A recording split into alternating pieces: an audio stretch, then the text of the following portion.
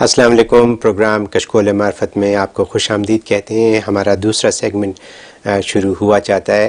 ہمارے دوسرے سیگمنٹ کا عنوان ہمیشہ سے شبے کا ازالہ ہوتا ہے، اور آج اس سلسلے میں ہم مفتی صاحب سے بات چیت کریں گے. مفتی صاحب، شبے کے ازالے میں ہمارے پاس سوالات آتے رہتے ہیں، اور کچھ لوگ کچھ کنفیوزڈ ہیں، اور سوال ان کا ایسا ہے کہ ہم مسلمان سب یہ جانتے ہیں کہ اللہ ہر چیز پر قادر ہے.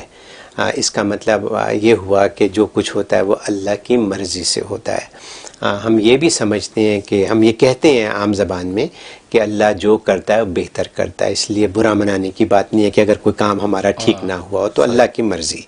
تو یہ فرمائیے کہ جب ہر بات میں اللہ کی مرضی ہے، تو اگر کسی سے کوئی گناہ سرزد ہو جائے، کسی سے کوئی زیادتی یا غلط کام ہو جائے، تو کیا وہ اللہ قادر ہے تو اللہ کی مرضی سے ہوتا ہے؟ کیا یہ کچھ کنفیوژن ہے؟ فرمائیے اس سلسلے میں. بڑا اچھا دلچسپ سوال ہے جی. اور واقعی یہ سوال پیدا ہوتا ہے کہ جب اللہ کی مرضی سے سب کچھ ہوتا ہے جی تو گناہ ہے، ثواب ہے، نیکی ہے، معصیت ہے، تو اس میں بھی اللہ کی مرضی شامل ہے. جی. جب خود اللہ کی مرضی شامل ہے تو پھر پکڑ کس بات کی؟ درست.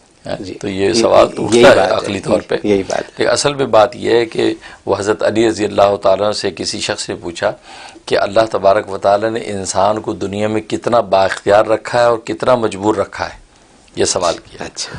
تو آپ نے فرمایا کہ اپنا پاؤں اٹھاؤ. کھڑا تھا وہ، سیدھا پاؤں اٹھاؤ. اس نے پاؤں اٹھا لیا، ایک ٹانگ پہ کھڑا ہو گیا. جی. اور فرمایا دوسرا بھی اٹھاؤ. جی. کہتا جی نہیں، دوسرا تو نہیں اٹھا سکتے، جب تک پہلا رکھوں اس وقت تک نہیں اٹھا سکتا. کہا بس اللہ نے اتنا انسان کو بااختیار رکھا اور اتنا مجبور رکھا ہے. یعنی انسان بس اتنا بااختیار ہے کہ پہلا قدم نیکی پر یا گناہ پر اپنے اختیار اور اپنی مرضی سے رکھتا ہے. جی. جب اس پہ رکھ دیتا ہے قدم، اب اس کے بعد اللہ تبارک و تعالیٰ کی مرضی اس کے ساتھ شامل ہو جاتی ہے. اللہ اس کو لے کر چلتے ہیں، ورنہ اللہ کی منشا کے بغیر چل نہیں سکتا. تو اس لیے اللہ تبارک و تعالیٰ نے یہی تو امتحان بندے کا رکھا ہے، اور انسان ہی وہ واحد مخلوق ہے دنیا میں جس کو اللہ نے دنیا میں با اختیار رکھا ہے. اچھا. ورنہ باقی جتنی مخلوقات ہیں کوئی با اختیار نہیں ہے. ان کو ایک خاص تقاضے کے تحت اللہ نے پیدا کر دیا ہے، وہ اپنے انہی طبی تقاضوں کے مطابق جیتے ہیں. اب حیوان ہیں، وہ اپنی طبی تقاضے کے تحت ہی جیتے ہیں، ان کی اپنی کوئی اختیارات نہیں ہیں. لیکن انسان کو اللہ نے 50% با اختیار رکھا، 50% مجبور رکھا.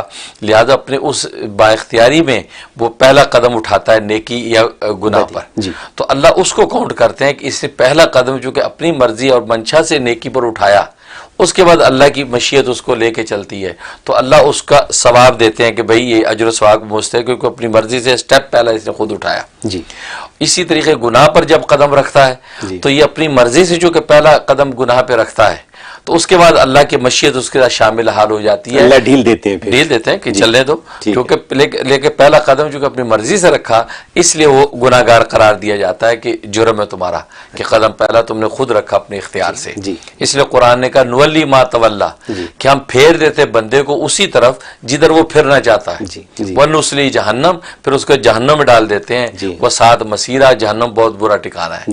لہذا بندہ جب گناہ کی طرف پھرتا ہے تو اللہ تبارک و تعالیٰ پھر آگے اس کو چلنے دیتے ہیں. اس کو کہتے ہیں اللہ کی مشیت.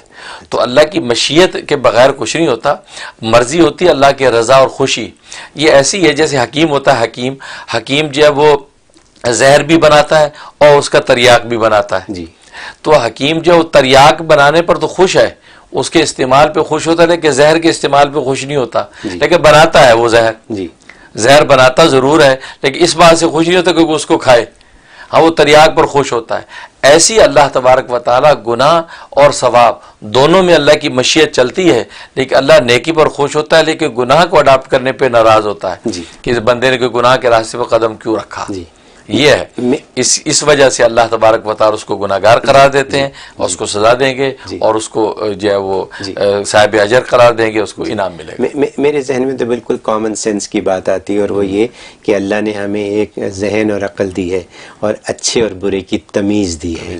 اور اس کے باوجود بھی اگر ہم اچھے راستے کو چھوڑ کے برے راستے پہ چلیں تو یہ ہماری مرضی ہے، کیونکہ اسی لیے اللہ نے ہمیں ذہن دیا کہ ہم سوچیں، اور پھر یہ کہ ہمیں تنبیہ کرنے والے راستے میں بہت ملتے ہیں کہ یہ غلط راستہ ہے، اس پہ نہ جاؤ، تو اگر ہم اس کے باوجود بھی واپس نہ آئیں تو پھر ہم گناہ کے جائز حقدار ہو جاتے ہیں، یعنی سزا کے حقدار ہو جاتے ہیں۔ بالکل